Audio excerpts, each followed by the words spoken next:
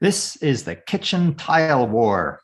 Like all wars, it requires two competing parties. Here on the left, we have a tiling that has got 7 1x1s. It's got 0 2x2s. It's got 1 red 3x3, and it's got none of the big 4x4s.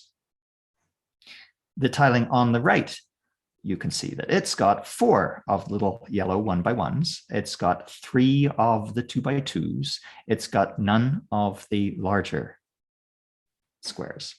Now, the colors don't matter here. So 7010, that describes this tiling on the left. Let's get rid of the color. We don't need the color. We're going to put those in brackets. Mathematicians would call these vectors, but we don't have to use that. We're just going to say that that's the description of the tiling. 7010 describes that. And it doesn't just describe that one. For example, you could move that red square up to the top left, and you would still have 7010. So we're going to just group together all of those tilings, and we're just going to describe them as 7010. Which one of these tilings is going to win? Well, we compare, first of all, the 7 versus the 4. The 7 wins. That's 1 point for the one on the left. Now we compare the 0 and the 3, and the 3 wins. So that's 1 point for the one on the right. Next, 1 versus 0, that's a point for the one on the left. And the last one is a tie. So this is a 2-to-1 victory for the one on the left. We're going to indicate that by an arrow. So here is an example of a war. And I want you to consider all possible wars that take place between 2 tilings on a 4x4 grid. So what is a 4x4 grid? So you can't get anything bigger than a 4x4 square. So here you've seen examples of 1x1, 2x2, and 3x3 squares. I want you to find, and your class, to find all possible wars, and I want you to tell me what happens. Specifically, I want you to tell me which of these tilings cannot be beaten by another tiling. And I want you to tell me which of these tilings, they're just losers. They never beat another tiling. So stop the video now and try to find all tilings and all wars and their resolution. Okay, so here are some of the tilings. And the arrows indicate which ones are losing and which ones are winning. So I've forgotten one tiling. Can you see which one it is? Sure, it's the 16000. I think I've got all of the arrows in here, but I haven't put arrows into the 16000. Can you tell me where that 16000 goes? Does it go with the winners or the losers? Trick question, and you should give your kids these trick questions all the time. So it is, by our definitions, it is both a winner and a loser. Okay, it can't be beaten, so it's a winner, but it doesn't beat anything, so it's a loser. So winner and loser both. So I've put the 16000 in 2 positions. I'm not sure if that's a really good way to put it, but all the time, whenever you are dealing with complex patterns like this, thinking about aesthetically presenting the results is something that is very important. So I don't know if this is the best way to present it, but this is the best way that I could think of. Now I want you to consider 5x5. So here are 2 5x5 tilings. And again, I want you to tell me which one wins. Well, we can compare the 16 and 9, that's 1 point. We can compare the 4 and 0, that's 1 point over there. And the 1 and 0, that's 2 points. So it's 2-to-1, these 2 are ties. So again, we have the left one beating the right one. Again, I'd like you to maybe consider finding all of the possibilities. If you don't want to go that far, I want you only to focus on 2 questions.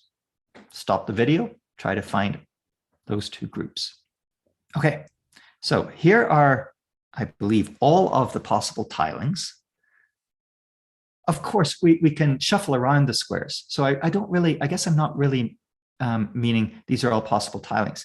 These are all of the possible vectors or number combinations.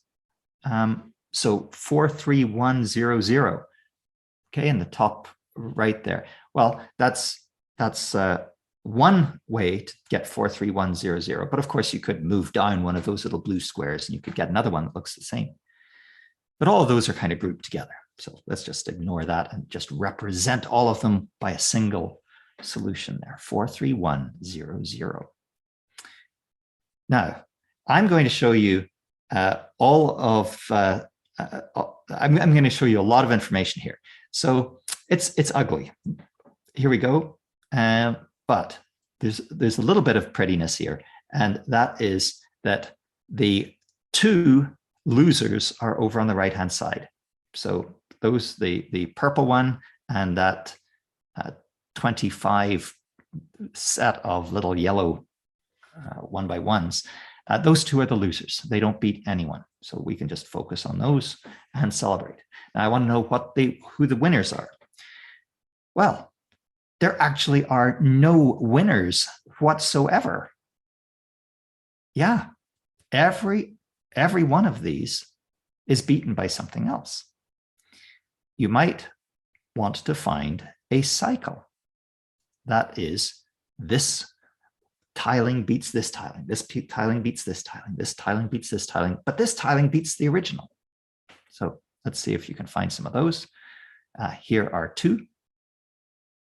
Remember what I was saying about the presenting things in a beautiful way.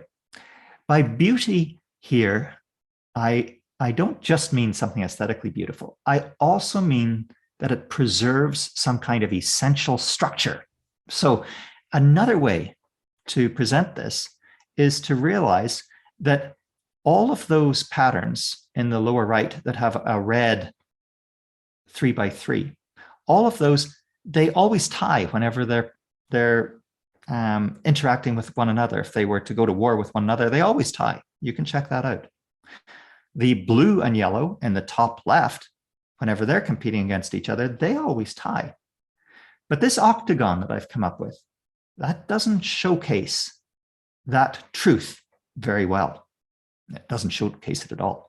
So what I'm going to do is I'm going to say that truth is kind of something I really want to show. So I'm going to separate out the blues from the reds, and I'm going to put those into a better structure. There we go.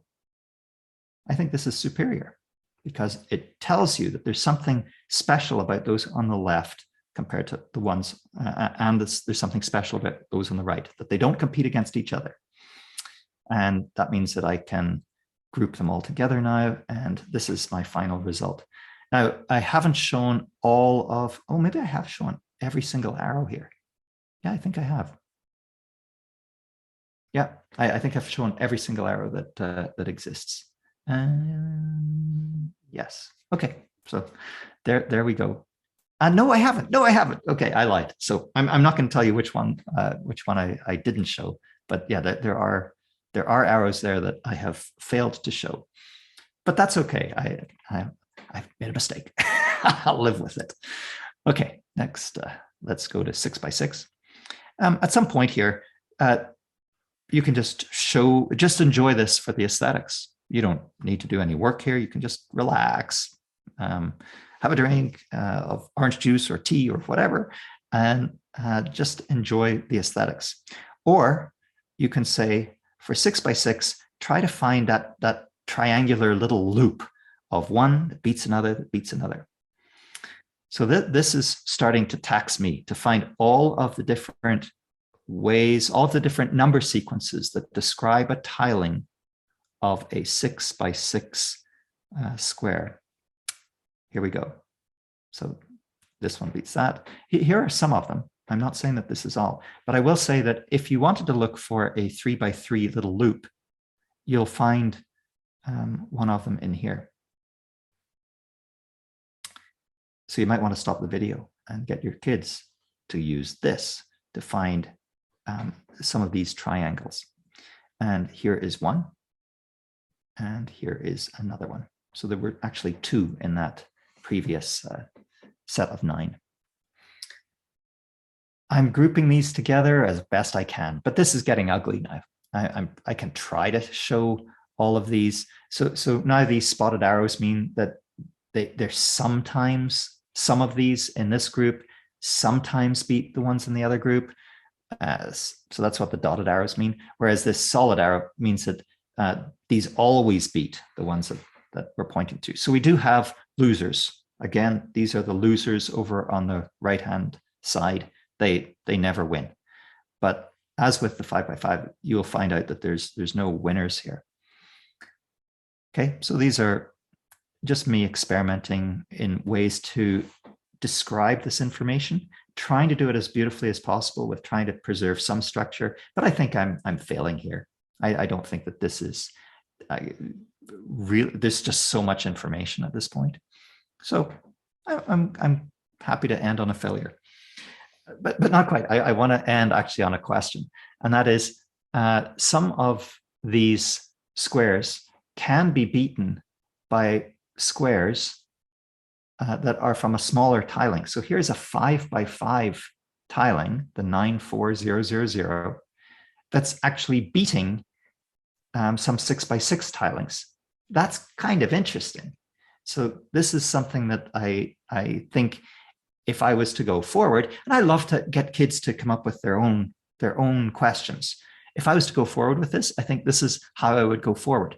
And rather than end this video with a nice, crisp, these are the solutions, I'm going to end with a question. I just want to know, going forward, what other questions can you come up with that are interesting with these wars?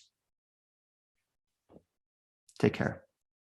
I'm sponsored by the Mathematics Council, Alberta Teachers Association, to create this series of videos. Thank you very much. It's much appreciated. Everything that MathPickle does is presented for free online. So having somebody sponsor me is very, very special. Thank you.